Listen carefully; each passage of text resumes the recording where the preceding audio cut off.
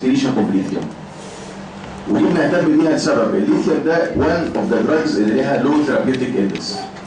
يعني احنا عرفنا عنه معلومه ان شاء الله مهمه دلوقتي ان هو ممنوع في الحوامل، والمشكله الثانيه اللي فيه ان هو عاده ليه ما يسمى باللو ثيرابيوتيك اندكس. زي ايه كده في الادويه؟ عشان تسيبوا الباب بقى وتبصوا لي شويه. ايه الادويه المشهوره قوي في المنهج اللي هي تخاف منها عشان لو عالي الليفل بتاعها في البلازما شويه تعمل توكسيك افكت.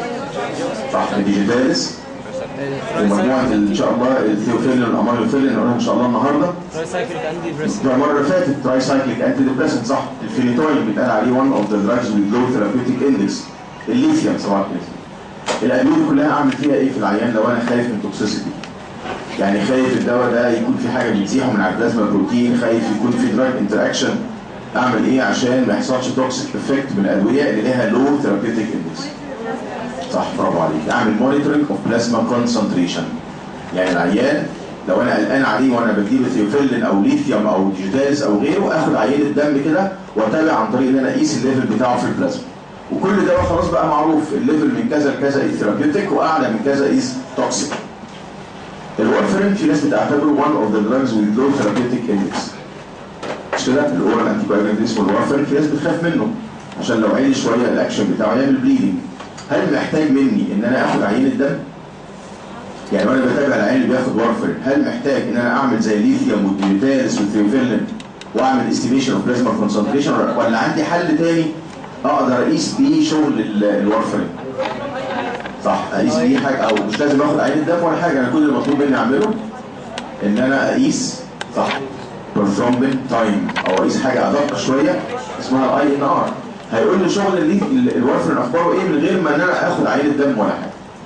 يبقى ده بالنسبه للجزء بتاع الليثيوم. خلي بالك بقى من الفاكتورز اللي ليها علاقه بالاكسكريشن. بشكل مبسط قوي الصوديوم والليثيوم علاقه عكسيه مع بعض. الصوديوم والليثيوم في بينهم علاقه عكسيه على مستوى البلازما ليفل، بمعنى لو الليفل بتاع الصوديوم عالي هتلاقي الليثيوم قليل. كل ما عليت الصوديوم في البلاد كل ما الليثيوم في البلاد قل، يعني معناها الاكسكريشن بتاعه زاد في اليورين.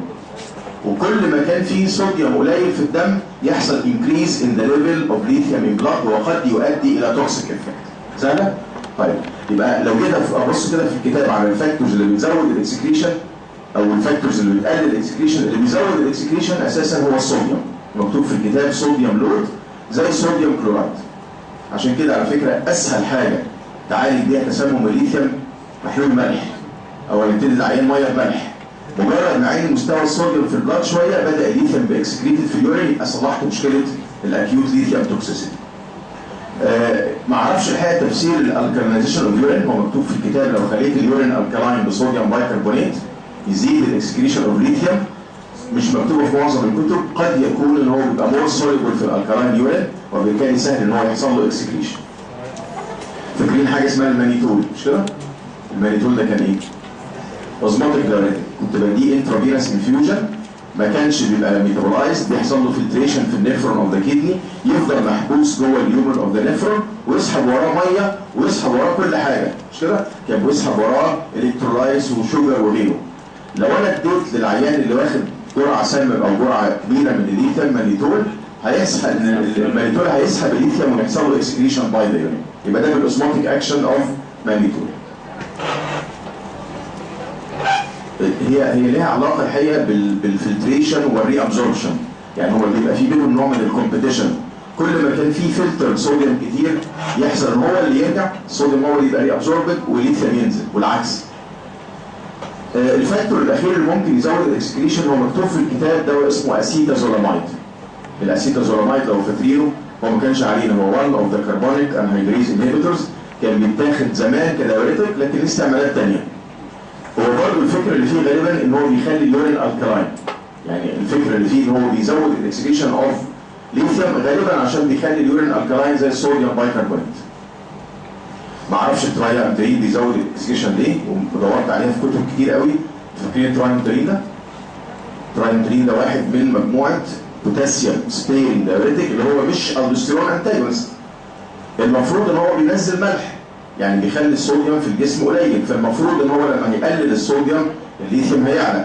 لكن كتاب القسم كاتب ان هو بيزود الاكسكريشن اوف ليثيوم ان يورين، وجنبها كده بقى علامه استفهام كبيره قوي. ما اعرفش الحقيقه الميكانيزم بتاعها ايه. الحاجات بقى العكس بقى اللي هي تخلي الليثيوم اكسكريشن يقل، ودي اكتب جنبها كده قد تؤدي الى ليثيوم توكسيسيتي. مش كده؟ يعني لو انا عندي مشكله زياده او نقص اكسكريشن اوف ليثيوم يبقى انا معرض العيان للتسمم بالليثيوم. اشهر حاجه تعمل كده زي ما قلنا هي نقص الصوديوم، هايبوناتريميا، سواء بقى ان انا الملح اللي في الاكل عندي قليل او بفقد الملح عن طريق فوميتنج ودايريا. يبقى ده السبب الرئيسي لحدوث ما يسمى بالليثيوم توكسيسيتي. السبب الثاني معظم الدايوريتكس اللي هي الثايزايد واللوب والبوتاسيوم سبيرنج زي السبارونولاكتون، دول يعملوا ليه كده؟ ليه يخلوا الليثيوم اكسكريشن يقل وبالتالي قد يؤدي الى توكسيك افكت. يعملوا هايبوناتريميا صح؟ هيخلوا الليفل بتاع الصوديوم في البلاد قليل، واحنا قلنا ان في علاقه عكسيه، لو الصوديوم قليل الليثيوم هيعلى، وعشان كده قد يؤدي الى ليثيوم توكسيسيتي. الفاكتور الاخير بقى اللي هو النون ستيرويدال انتي انفلاماتوري دراجز، الاسبرين واخواته، لقوا ان معظمهم بينديوس ليثيوم توكسيسيتي. لو باخد نون ستيرويدال وباخد معاه ليثيوم كانتي مانيك او مود ستابيلايزر، ممكن قوي العيان يدخل مننا في مشكله اسمها ليثيوم توكسيسيتي. الميكانيزم از انون، يعني هو اكيد بيقلل خروج الليثيوم في اليورين، لكن ازاي بيعملها بقى الله اعلم. في حد من في الاساتذه مره في الشفوي سال الطالب هو ممكن يكون الدراج انتراكشن ده، يعني ممكن يكون النون ستيرويدال عمل تسمم ليثيوم عشان هي بتزيح الليثيوم من على البلازما بروتينز. ما هم معروف ان دايما النون ستيرويدال بيزيحوا كل الادويه مش كده؟ لا يمكن يكون ده التفسير هنا، لان الليثيوم نفسه ما هواش باوند بلازما بروتين. يبقى الفكره كلها ان هو قلل الرينال اكسكريشن بتاعه وات ايفر بقى ده ميكانيزم. يبقى عرفنا كده الجزء بقى خلي بالك منه. انا بصيت في اسئله الام سي كيو برضه ان شاء الله كده في كتابنا في الامتحانات السابقه، هو الليثيوم قليل قوي في الاسئله، لكن اكتر جزء ممكن اتسال فيه هو حكايه امتى يزيد الاكسكريشن وامتى يقل. الجزء بتاع الميكانيزم اوف اكشن بقى انا قبل بس ما اقوله لك انا عايز حد يفكرني كده، هو انا في العيان اللي كان عنده ديبريشن كان هدفي ايه؟ والعيان اللي عنده مانيا او باي بولر دخل في مانيك اتاكس عايز اعمل له ايه؟ اللي عنده ديبريشن ده كانت مشكلته نقص المونو امينز، كنت عايز اعليها باي طريقه بقى اللي احنا قلناهم بقى. اللي عنده مانيك اتاكس او عنده مانيا مشكلته ان المونو امينز عاليه مش كده، فبدات تعمل له اعراض الجنون. يبقى هدفي في علاج المانيك اتاكس ان انا اعمل ديكريز. كويس؟ طيب كتاب القسم كاتب الميكانيزم بشكل مبسط قوي، وكاتب بالظبط كده ان هو بيقلل الفريكونسي اوف مانيك اتاكس او مانيا باي ديكريز ريليز اوف مونو امينز مش كده؟ يعني كاتب ان هو بيجي على النيرف كده ويقلل خروج المونو امينز، طبعا اللي هي بتهمني قوي في الموضوع اللي هو النور ادرينالين والسيروتونين ويمكن الى حد ما الدوبامين. معظم كتب الفارما بقى الكبيره مش كاتبه الجمله دي خالص، وكاتبه كلام صعب شويه وكاتبه كلام معقد ليه علاقه بسايكليك اي ام بي. يعني في ناس بتقول ان هو بيشتغل باي انهبيشن اوف ادينايل سايكليز فبيقلل السايكليك اي ام بي جوه الاعصاب. وفي ناس بتتكلم على ان هو ليه علاقه بحاجه اسمها انيوسيتول ترايفوسفيت. فاكرينه؟ الاي بي 3 ده كان جاي منين؟ يعني لما يكون عندك كده ريسبتور هنا لينكد بجي كيو صح؟ الريسبتور ده لما كان بيشتغل الجي كيو ده كان بيعمل اكتيفيشن لحاجه اسمها فوسفولايبيز سي، كان بيحول الفوسفوليبيدز اللي في السيل ممبرين لحاجه بنسميها داي اسايل جليسرول اللي هو الداك وانوسيتول ترايفوسفيت، والاثنين بيعملوا اكشن، الاثنين دول سكندري ميسنجرز بيعملوا اكشن جوه الخليه. معرفش انتوا عارفين بقى في البايوكيمستري الاي بي 3 ده مصيره ايه بعد كده؟ هو اسمه انوسيتول ترايفوسفيت صح؟ بيتحول بعد كده لحاجه اسمها انوسيتول بايفوسفيت، وبعدين يتحول لحاجه اسمها انوسيتول مونوفوسفيت، وبعدين يدينا انوسيتول عشان يرجع تاني يشترك في تكوين الفوسفوليبيدز اوف ذا سيل ميمبرين. يعني كأن الاي بي 3 ده ليه سايكل كده، الكلام ده على فكره مش مهم. احنا كل اللي مكتوب مننا نعرف بس ان هو بيمنع الريليز اوف مونو امينز، لكن الكلام ده الحقيقه في معظم الكتب مش مكتوب خالص. هو مكتوب ان هو بيعمل ديبليشن للاي بي 3 لان هو بيخلي الاي بي 3 ما يرجعش تاني يتحول لانوسيتول باي ولا انوسيتول، وبالتالي منع الشغل بتاع السيل ممبرين فوسفوليبيدز، فمع الوقت بيحصل ديبليشن اوف اي بي 3. نعم؟ لا ما خلاص، ما هو ده سكندري ميسنجر، هو ده اللي عامل مشكله الزياده بتاعت المانيك اتاكس، الاجريشن والفايولنس والكلام الكتير، الاعراض. فبيقال ان المشكله كلها في الاي بي 3. احنا لما بندي الدواء ده كان احنا بنعمل ديبليشن اوف اي بي 3، لكن احنا مطالبين بس بالمعلومه بتاعت الكتاب دي ان هو بيشتغل باي انهبيشن اوف ريليز. وكان في ناس بتقول لك ان هو بيعمل كده ان هو بيكمبيت مع الصوديوم. انت متخيل لما الصوديوم يدخل جوه نيرف بيعمل فيه ايه؟ ديبولايزيشن، فيروح مدخل وراه كالسيوم، فالكالسيوم ده يعمل ريليز الكيميكال ترانسميتر. كان النظريه بتاعت زمان كده ان انا لما بدي ليثيوم بيكمبيت مع الصوديوم، الصوديوم ما دخلش جوه العصب وبالتالي ما حصلش ريليز اوف ذا كيميكال ترانسميتر. يبقى ده بالنسبه لنا كده الميكانيزم المطلوب مننا في الليثيوم. الجزء بتاع الاستعمالات مفيش حاجه كتيره تتقال، هو انتي مانيك بقى بيتاخد في علاج الناس اللي عندهم 100، وللمره الاخيره لو كانت ال100 دي اكيوت هو بيشتغل متاخر، فلازم احط معاه انتي سايكوتيك اصلح الاعراض لحد ما يشتغل الليثيوم. استعمال نمره 2 امنع ما يسمى بالمانيك ديبريسيف اتاكس، العيان اللي هو بيتحول من اعراض الديبريشن لاعراض الجنون. انا بدي الدواء ده عشان امنع المانيك بيريود او المانيك ستيت بتاعت الباي بولر. كتاب القسم كاتب معلومه ثانيه بقى برضه مزعجه جدا، ان هو بيتاخد في البروفيلاكسس اوف ريكارنت اندوجينوس ديبريشن. ايه الازعاج اللي فيها بقى؟ هو الديبريشن ده مشكلتنا ايه؟ مونو امينز قليل، صح؟ وهو بيشتغل ازاي؟ يعني المونو امينز، يبقى ده المفترض ان هو يعمل اكتئاب ويزود اعراض الاكتئاب. هو في كتب كاتبه صراحه كده has no effect on endogenous depression، في كتب كاتبه ان الاكشن بتاعه on depression is minimal. الكتاب المرجع بتاع القسم عندنا كاتب ان احنا لو اديناه in small doses may prevent the attacks of endogenous depression. جمله كده اعتراضيه وملهاش لا تفسير ولا ميكانيزم ولا حاجه، بس مكتوب كده ان احنا لو اديناه بجرعات اقل من جرعات علاج المانيك اتاكس او الباي بولر يمكن يقلل الفريكونسي اوف ديبريشن. لكن اعتقد ان هو يعني من الحاجات اللي مش مؤكده ومعرفش الحقيقه اذا كانت يعني مش مشكله، اعرف بس ان هو انتي مانيك ومود ستابيلايزر. الاستعمال الاخير بقى ان هو يقلل الاجريسيف بيهيفير والفايولنس اتيتيود اوف بريزنرز.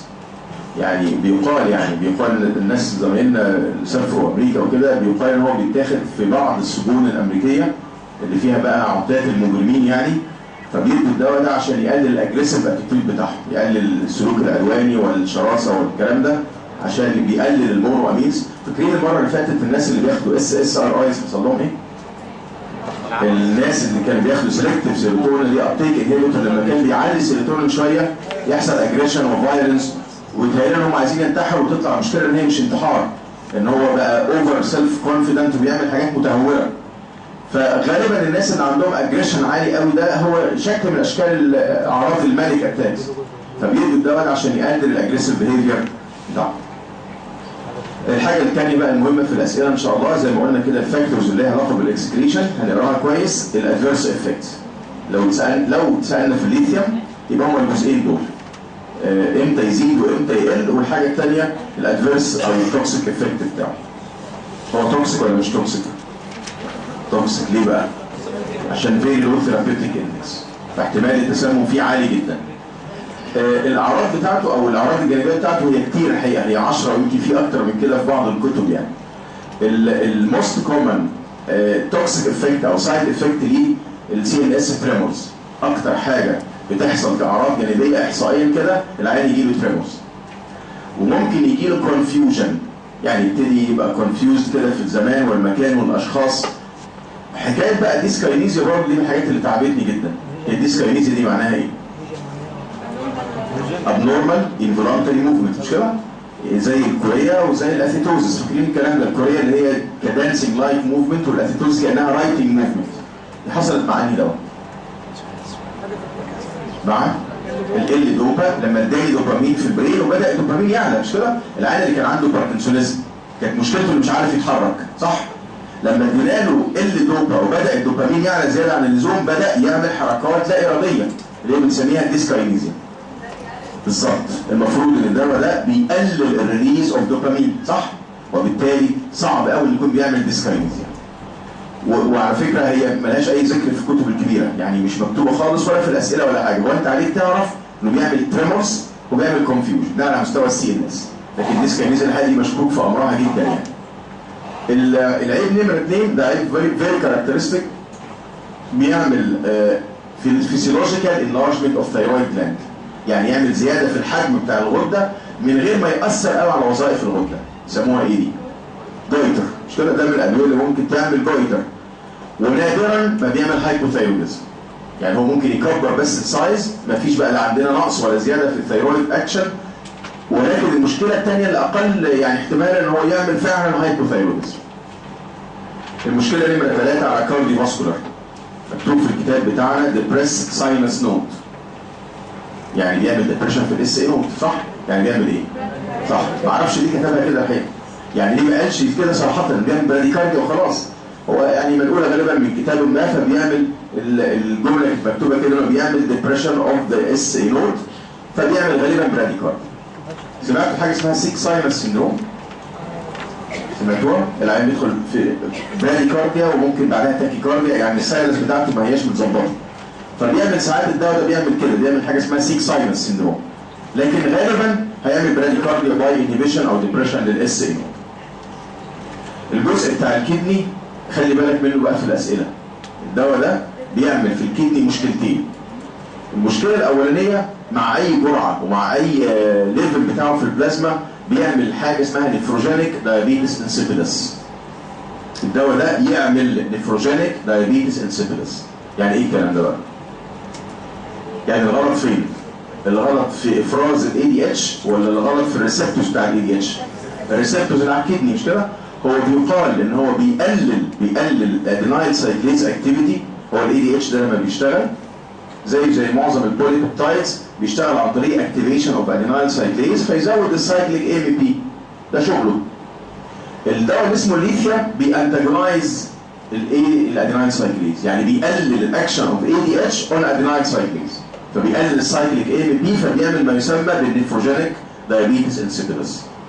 الان نشتكي بايه بقى؟ دايابيتس انسيبيدس هيبقى صح، يعطش قوي ويشرب ميه كتير وبوليوريا، يعني بوليديبسيا وثيرست وبوليوريا، عشان في الاسئله مش مكتوب انه بيعمل نيفروجينيك دايابيتس انسيبيدس، هو مكتوب الاعراض، مكتوب ان هو بيعمل ايه في الفولوينج مانيفستيشنز، يبقى انت تعرف انه بيعمل بوليديبسيا وثيرست وبوليوريا. لو بقى دخلنا في توكسيك افكت بدا يعمل نيفروتوكسيسيتي، وخلي بالك هو نفسه از اكسكريتد باي ذا كدني، صح؟ يعني في ساعتها بقى يبقى في مشكلتين، هو عمل تسمم، عمل مشكله في الكلى، وفي نفس الوقت الكدني البايظه مش قادره تتخلص من الليثيوم، فلازم ساعتها يقلل الجرعات يوقفه خالص. يبقى ده بالنسبه للاكشن بتاعه على الكدني ده مهم قوي. بيزود الفوليوم اوف يورين، مش قادر يعمل اكسكريشن لنفسه، هو بينزل ميه. الاي دي اتش ده شغلته كلها فين؟ في الاخر بقى في الديستال تيبيول وكولكتنج تيبيولز، هو بيشتغل على الجزء ده الاي دي اتش، ملوش دعوه بقى بالفلتريشن ولا بالبري ابزوربشن بتاع البروكسيمال. النقطه اللي جايه بقى اللي هي مكتوبه الاديمه، مش كده؟ مكتوب انه بيعمل صوديوم ووتر ريتنشن، وكتاب القسم برضه جاب حاجه انا ما اعرفش هي جايه منين، كاتب ان هي maybe due to stimulation of aldosterone release. الالدوستيرون مفهوم، مش كده؟ لو زاد الالدوستيرون هيحوش ميه وملح. مش عارف برضه الكلام ده، يعني هو اكيد صح ان شاء الله، بس هي معظم الكتب كاتبه حاجه ثانيه. كاتبه ان الليثيوم ده لما يزيد هو ليه اوزموتيك اكشن از صوديوم. فاهم قصدي؟ يعني هو نفسه الليثيوم ده زي الصوديوم يحوش ميه فيعمل اديمه، يعني التفسير ابسط من كده بكتير. لكن هو في كل الاحوال مفترض فعلا هو على المدى البعيد may induce اديمه، اذا كان بقى التفسير بتاع الالدوستيرون ماشي، التفسير بتاع الاوزموتيك اكشن ماشي، وده اللي بيفسر العيب اللي وراها اللي هو الويت جين، يعني غالبا بيزود الوزن، ملوش علاقه بالابيتايت قوي، هو غالبا بيزود الوزن عشان عمال يحوش ميه وملح. نعم. مال الاي دي اتش. ما هي مش شرط يحصلوا في نفس العيان، يعني دي كلها السايد افكتس، دي حاجات بتبقى انسيدنس، عيان اخذ الليثيوم ونفخ، مش كده ورم، يبقى الليثيوم هنا عمل صوديوم ووتر ريتنشن، عملها بقى باوزموزس او عملها بالدوستيرون ريليز. عيان تاني ده مور كومن، المور كومن ان هو يحصل عنده بوليوريا ويبتدي يحصل عنده عطش، والقصه بتاعت النيفروجينيك دايابيتس انسيبيدس صعب يحصلوا بقى الاثنين في عيان واحد يعني.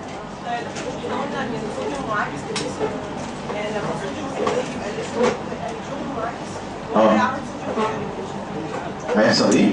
هو عمل ازاي صوديوم بوتنشال؟ لا، ما انا بقول لك هو التفسير اللي فيه، هو ده تفسير كتابنا مش كده؟ ان هو عمل زياده في الالدوستيرون فالصوديوم زاد فحوش ميه مش كده؟ انت قصدك بقى ان هو لما الصوديوم يزيد الليثيوم هيقل. ماشي ما اختلفناش، بس هو انا بتكلم على تفسير الاديمه نفسها، ما هوش غالبا نتيجه الدوستيرون، هو نتيجه ان الليثيوم هاز اوزموتيك اكشن از صوديوم، هو نفسه اللي بيحوش ميه، ملوش علاقه بالصوديوم بقى. العيب اللي بعد كده الالرجي، بيعمل حاجه اسمها اكني فورم ايرابشن. اكني فورم اللي عارفين معناها؟ عارفين الاكني اللي هو حب الشباب، بيعمل شكل على الجلد كده زي حبوب الشباب، وبيعمل حاجه اسمها فوليكيولايتس. يعني فوليكيولايتس انفلاميشن اوف ذا هير فوليكلز. خلي بالك منه بقى في البريجنسي زي ما قلنا من شويه، هو بيعمل كراتوجينيك اكشن، وحتى كمان في اللاكتيشن ممكن يعمل مشاكل لان هو بيبقى اكسكريتد ان بريست ميلك، فممكن ياثر على البيبي اثناء الرضاعه، وبيعمل نوع من الهبوط الحاد يقول عليه ليثرجي. الطفل بيبقى فلاسد كده والماسل تون عنده قليل ونشاطه قليل قوي، ده يقول عليه ليثرجي. ممنوع طبعا ان هو يتاخد في البريجنسي او اللاكتيشن. العيب التاسع هي ما هوش عيب، هو حاجه حلوه يعني، هو بيعمل ليكوسايتوزس. لقوا ان الدواء ده بينديوس غالبا البون مارو فورميشن بتاع الليكوسايتس، فبيعلي النمبر اوف ليكوسايتس. حاجه كويسه مش كده؟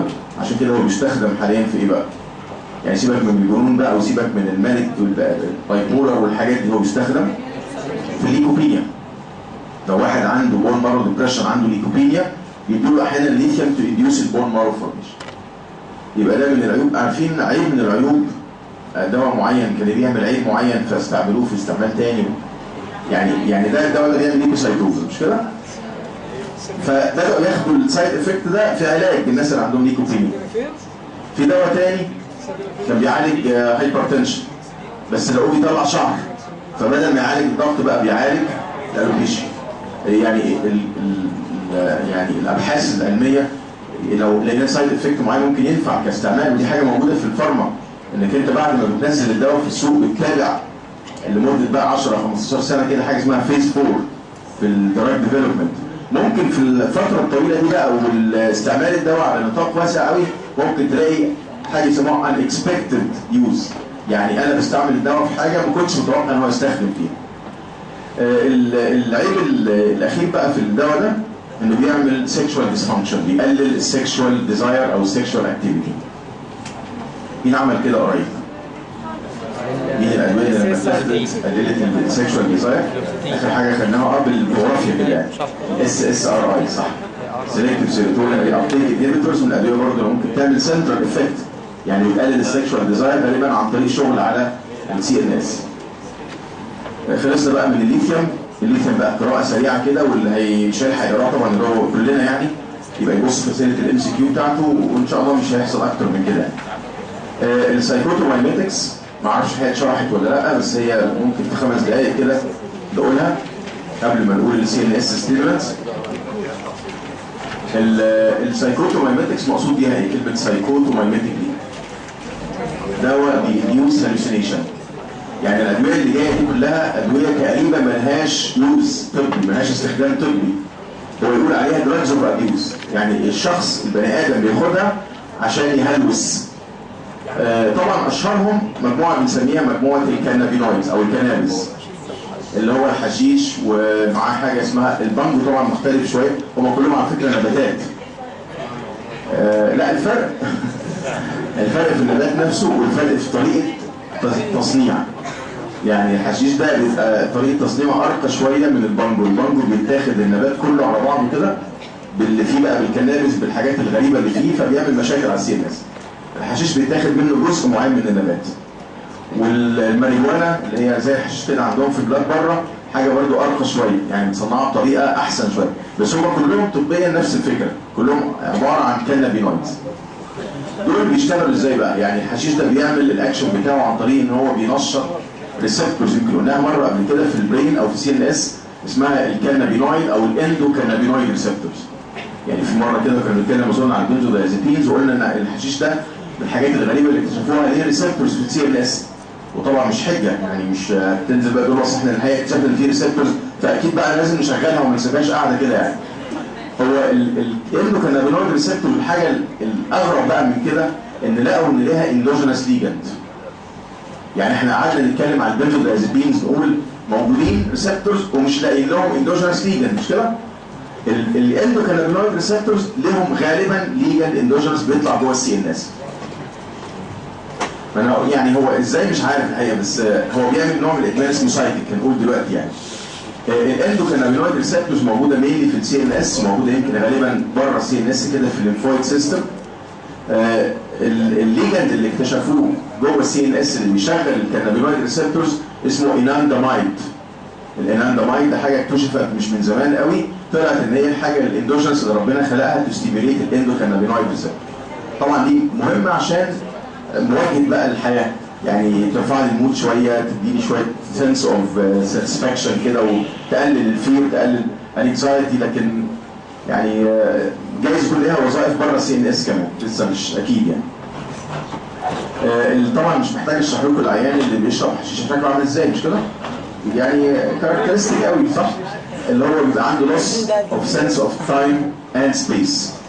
يعني ممكن يبقى قاعد في الحته يعني اللي بيشرب فيها الحشيش نص ساعه مثلا، وتاني يوم يقول لهم احنا قعدنا امبارح 7 ساعات نشرب حشيش، مفيش سنس اوف تايم.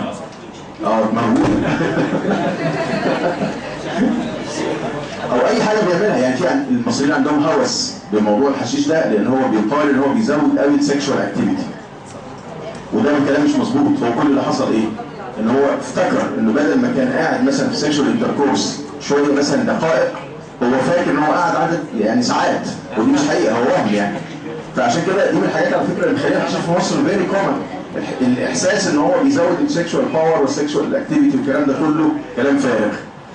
حكايه بقى ان هو بيعمل مشكله في السبيس، في المسافات، تقدير المسافات بالظبط، مشهوره جدا في السواقه. يعني هو سايق بعد ما يخلص بقى القعده بتاعته ومروح البيت، فهو شايف الشجره او شايف العمود، بس هو بيتهيأله هو لسه بدري يعني، فيكمل لحد ما يلبس طبعا الاتاكس بتاعت اليوفوريا جامده قوي بتاعت الحشيش، والان كنترول لافتر دي حاجه مشهوره جدا، الضحك على الفاضي بقى، واي حد يقول اي حاجه تلاقي الناس كلها بتضحك بتاع. اللي شارب حشيش بيبان عليه قوي من عينيه على فكره، بتبقى شويه مدرياتك، بس فيري كونجستد، الكونجكتيفا بتاعته بتبقى كونجستد بشكل كبير قوي. الماده الفعاله على فكره في الحشيش يمكن ما اعرفش معناها قبل كده ولا لا، اسمها تترا هيدرو كانابينول. اسمها تترا هيدرو كانابينول، ده الاكتف انجريدينت اللي موجود في الحشيش، اللي غالبا هو اللي بيشغل الريسبتور وبيعمل كل الاكشنز دي. الحشيش نفسه ليس له استخدام في الطب، لكن في دواء سمعناه في الانتي ايميتكس لو فاكرين، كان اسمه درونابينول، ده كان بيتاخد كانتي ايميتك بالذات في الناس اللي عندهم فوميتنج ديو تو كانسر كيموثيرابي. السؤال بقى اللي احمد بيسال عليه، الحشيش بيعمل ادمان ولا لا؟ الحشيش بيعمل غالبا سايكيك ديبندنس وليس فيزيكال ديبندنس. يعني الناس اللي متعوده على الحشيش ده على فكره دي مش حاجه حلوه، يعني بيقولوا فرحتوا قوي، لا هي مش حاجه حلوه خالص.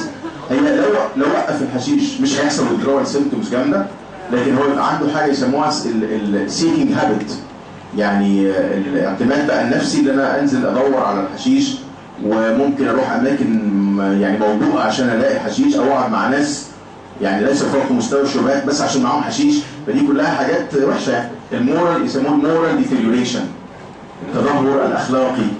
وفي ناس على فكره في الطب النفسي بيعتبروا ان السايكيك ديبندنس اوحش من الفيزيكال. يعني كونك معتمد على حاجه سايكيك دي بقى وبتدور عليها وبتعمل تصرفات غريبه عشان تجيبها، دي حاجه مش كويسه يعني. فاتصدمتوا صح؟ طيب يبقى الحشيش بلاش، رغم ان هو ما بيعملش ادمان بمعنى الادمان، لكن هو بيعمل سايكيك ديبندنس، وده حاجه في منتهى الخطوره يعني. الادويه الثانيه بقى اللي هي برضه تستخدم فور ابيوز وليس استخدام طبي، في عندنا حاجه اسمها لايسيرجيك اسيد داي ايثايل امايد، اسمه اختصارا كده LSD. وعلى فكره ده لو فاكرين الارجوت الكالويدز بتوع الترم الاول، الارجوتامين والارجوتوكسين، كانوا كيميائيا ديريفاتيفز اوف لايسيرجيك اسيد داي ايثايل امايد. يبقى هم شبه الارجوت في التركيبه، شبه الارجوت الكالويدز كيميكالي. كتاب القسم كاتب ان هم بيشتغلوا سنترالي على السيروتونين ريسبتورز كاجونست، وبريفرالي كانتاجونست. ما يهمناش قوي بريفرال، هم بيشتغلوا على CNS، بيشتغلوا على سيروتونين ريسبتورز. وكلكم فاكرين قصه السايكوزس مش كده؟ هو العيان السايكوتيك كان بيهلوس وبيفكر افكار غريبه وعنده ديليوجن واليوجن والكلام ده، عشان كان في نظريتين، يا اما الدوبامين اللي عالي يا اما السيروتونين عالي، وقلنا غالبا الاثنين صح. فهو لما بيعلي السيروتونين بيبدا يحصل ما يسمى بالهالوسينيشن، اللي هي البرسبشن اوف ا نون اكزيستنج ستيمولس، يسمع او يشوف او يشم او يتذوق او اي حاجه شيء مش موجود في الحقيقه. غالبا الدواء ده بيعمل فيجوال هالوسينيشنز، فيجوال هالوسينيشنز، يعني اللي هي بقى الناس لما تاخدوه يقول لك شفنا صراصير وتعابين وعفاريت وبلا ازرق. انا ما اعرفش ايه المتعه في كده، يعني ايه المتعه ان الواحد ياخد دواء عشان يشوف صراصير؟ ما في طريقه ثانيه، الصراصير ماليه الدنيا يعني مش محتاجه ادويه ولا حاجه، وتعابين واشباح فهي حاجه غريبه الحقيقه. دراجز والابيوز دي، والدواء ده على فكره كان مشهور قوي انه بيتاخد على شكل طوابع، بيتاخد على شكل ستام، يتلزق على الجلد كده ويمتص من السكين ويروح على CNS يشغل السيروتونين ريسبتورز.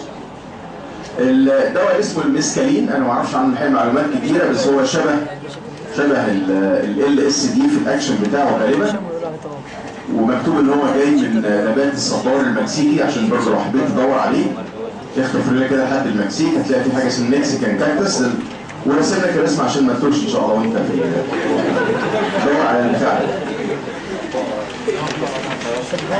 القط بقى ده قصه كبيره الحقيقه، مش وقتها خالص يعني، بس هو عارفين انتوا اكيد عنه معلومات يعني.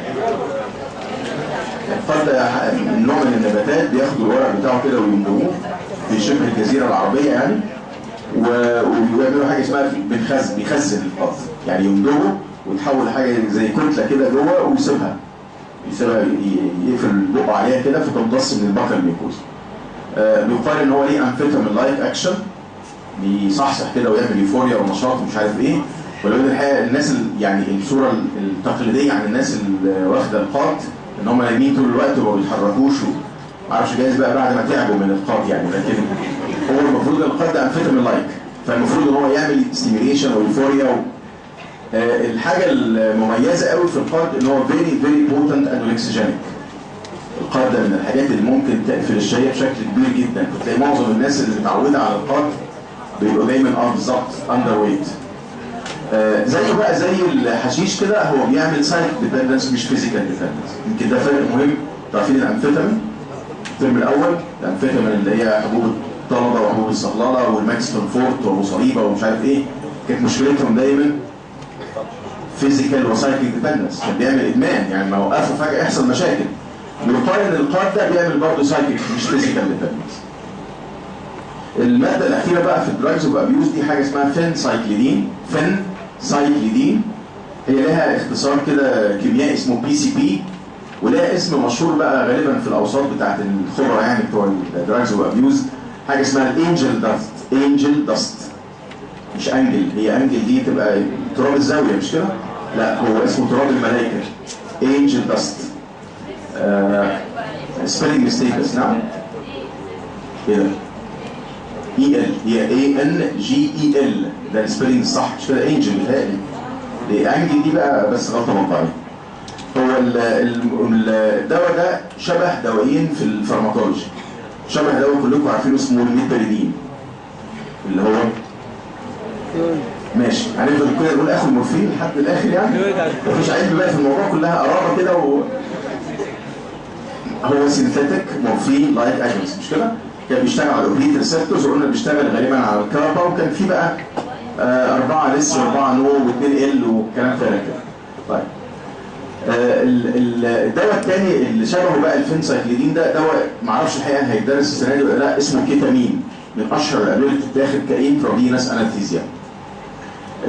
الدواء اسمه الكيتامين ده بيشتغل على حاجه اسمها السيجما ريسبتور، فاكرين الاوبيت ريسبتورز كان في ميو وكابا ودلتا والسيجما، وحتى لو فاكرين السيجما قلنا مش مهم قوي كانالجازك بس بيعمل هالوسينيشنز، هو فعلا كده، هو يسكن الالام شويه، لكن الحاجه المشهوره قوي فيه ان هو بيعمل هالوسينوجينيك اكشن.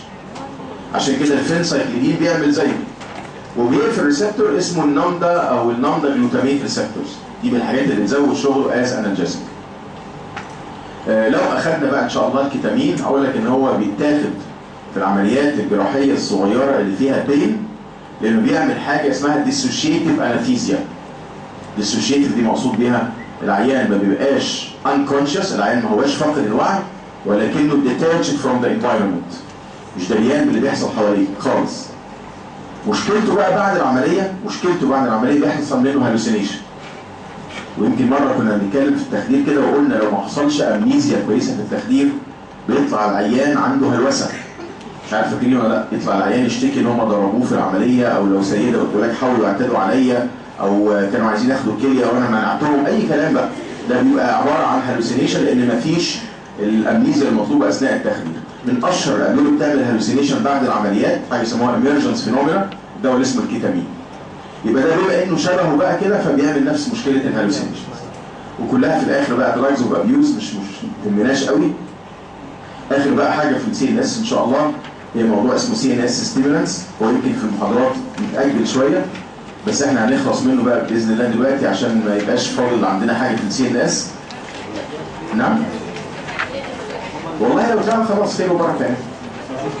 اشك يعني ده من الموضوعات الحقيقه المهمه في السي ان اس واحتمالاته في اسئله الامتحان كبيره. يعني انا ممكن اتوقع مثلا الانتي ديبريسنتس مش مهمه، يمكن الانتي سايكوتكس برضه يتحدد فيها حاجات، لكن CNS ستيمولانس ميثايل زانتين صعبه شويه. لا هو انا ما لقيتش حد دي معلومه مؤكده الحقيقه. هو انا اللي عرفته ان هم فجاه كده بعد الامتحان اللي انتم امتحنتوه مش سابوا، هم خلصوا كل الحاجات الانتي اللي احنا قلناها.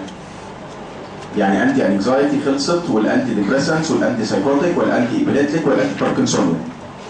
فجاه اظن كان في اسبوع. برضه مش قادر افهم ازاي، يعني مش قادر احسبها حتى لو بنقرا كده بس قرايه برضه هيبقى صعب يعني. ففي كل الاحوال يعني احنا هنعرف في الاخر بقى ايه اللي اتلغى وايه اللي ما اتلغاش لما الدكتوره منى تعمل محاضره الاورينتيشن يعني. لكن CNS ستيمولانس هي متاجله في الجدول لقدام شويه، بس اعتقد انها صعبه تتذاكر لانها من الموضوعات اللي لها اهميه وتكرار كتير قوي في الامتحان. هم فين؟ ما احنا معاهم برضه، احنا مش بس هم دي بحس ان احنا لا احنا شغالين في المدرجات في المحاضرات انتي بايوتكس.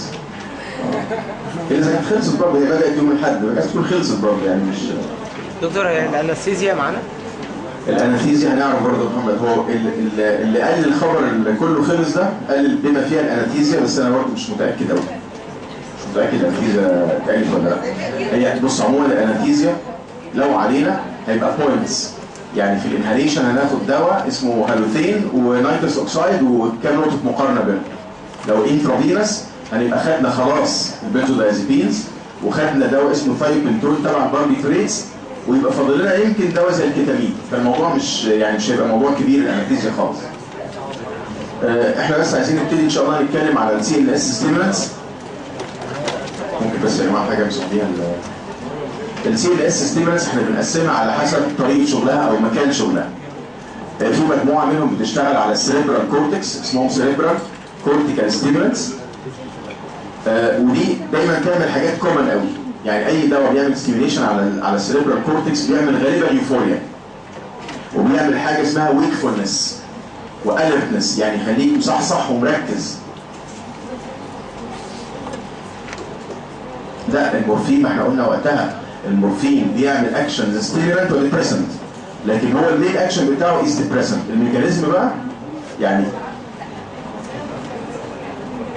ما هو بيعمل ايفوريا دي ستيمولانت اكشن. يعني المورفين از CNS ديبريسنت لكن ليه اكشن ستيمولانت من ضمنها الايفوريا. الادويه اللي بتشتغل على السيريبرال كورتكس غالبا بتعمل حاجه اسمها انتي فاتيج افكت، بتقلل الشعور بالارهاق او التعب. يبقى اي دواء من دول ان شاء الله تسمع عنه بقى على السيريبرال كورتكس بيعمل نفس الكلام. المشهورين بقى تحت عنوان السيريبرال كورتيكال ستيمولانتس طبعا اشهرهم يمكن في الطب دواء مش عليك اسمه الكوكين. يمكن ده اكتر دواء يعمل ستيميليشن على السيريبرال كورتكس، ويمكن بقى احنا معلوماتنا في الكوكين خلاص يمكن المطلوب مننا عرفناه ان هو سيمباثومايميتيك اندايركت وانه لوكال انستيتيك وانه بيعمل CNS ستيميليشن. حد عارف بيعملها ازاي؟ الميكانيزم اوف اكشن اوف سيروتونين، بيمنع نيورونال ابتيك بتاع السيروتونين والنور ادرينالين. عشان كده تراي سايكليك قالوا عليهم اللي هاف كوكين لايك اكشن. الامفيتامين طبعا من اقوى الادويه اللي تعمل CNS ستيميليشن. الاتروبين كان ليه ستيمولانت اكشن وديبريسنت اكشن لكن كان بيستيميليت السيريبرال كورتكس. في دواء في كتاب القسم اسمه ميثايل فينيديت. الدواء ده امفيتامين ديريفاتيف والدواء ده بيستخدم في الطب مش عشان بينشط السي ان اس، ده بيستخدم في الطب في الاطفال اللي عندهم attention deficit disorders، الناس اللي عندهم مشكله في الانتباه والحركه الزياده اللي قلنا عليها دي مره. ده بياخدوا يا اما امفيتامين والاحسن منه ميثايل فينيديت. وكان في ادويه قلناها المره اللي فاتت في علاج الدبريشن كانت اللي هي بتمنع النور ادرينالين ابتيك، كانت بتتاخد حاليا في علاج الاتنشن ديفيسيت ديس اوردرز. طبعا مشكلتنا بقى النهارده باذن الله، او يعني كلامنا كله النهارده هيبقى على مجموعه الميثايل زانثينز اللي هو الكافيين والثيوفيلين والثيوبرومين. البرين ستيم ستيمولانتس ملهاش اي قيمه في الطب دلوقتي، اسمهم الاناليتكس دراجز ده ستيميليت ذا ريسبيراتوري سنتر والفازوموتور سنتر اللي هم اهم السنترز الموجوده عند ده. كانوا بيستخدموا زمان دي او في ايه؟ لما يحصل ديبريشن في ريسبيراتوري سنتر، لما اخد توكسيك دوز من دواء ويموت بسبب ديبريشن في ريسبيراتوري سنتر. مين الادويه المشهوره اللي بتعمل ديبريشن في ريسبيراتوري سنتر؟ صح، الاوبيويدز، المورفين والهيروين وكل الادويه اللي شبهه. وايه كمان؟ ايه كمان؟ باربيتوريتس، صح، الباربيتوريتس. ايه كمان؟ لا، الاتروبين ستيمولانت هو يعمل ديبريشن في التوكسيك دوز، لكن الاتروبين از سي ان اس ستيمولانت بما فيها الفيتال سنترز. في 4 ادويه منهم 2 ما اعرفش بقى، مش هنقولهم ولا هنقولهم يعني، منهم الالكحول مش علينا، اذا سي ان اس ديبريسنت بيموت عشان بيعمل ديبريشن في الار سي، والجنرال انستيزيا. يعني اشهر 4 ادويه يعملوا ديث ديو تو ديبريشن اوف ريسبيراتوري سنتر مجموعه الاوبيتس والباربيتوريتس اللي احنا اخذناهم مع الهيبنوتكس والالكحول والمجموعه التخدير الكلي جنرال انستيزيا. الادويه بقى اللي بتشتغل على البرين ستيم ما بقتش لها قيمه، لان علاج تسمم الادويه اللي بتعمل مشكله في الار سي دي علاجها انتي دوت وريسبيريشن ارتفيشال واكسجين، ما عدناش محتاجين ندي حاجه تنشط الريسبيراتوري سنتر. مش مهم حتى اساميهم، يعني مش لاقيهم حتى في الام سي كيو، دوكسابرام والبيمجريد والاسامي الغريبه دي. السباينال كورد ستيمولانس ادويه ضررها اكبر من منافعها. لما تشغل السباينال كورد بيحصل نوع من الكونفولجنز، يحصل حاجه اسمها كلونيك كونفولجنز مش مطلوبه خالص، وبالتالي الاستروكنين ده لا يستخدم في الطب حاليا. اللي علينا بقى ان شاء الله بالتفصيل مجموعه الميثايل زانثين.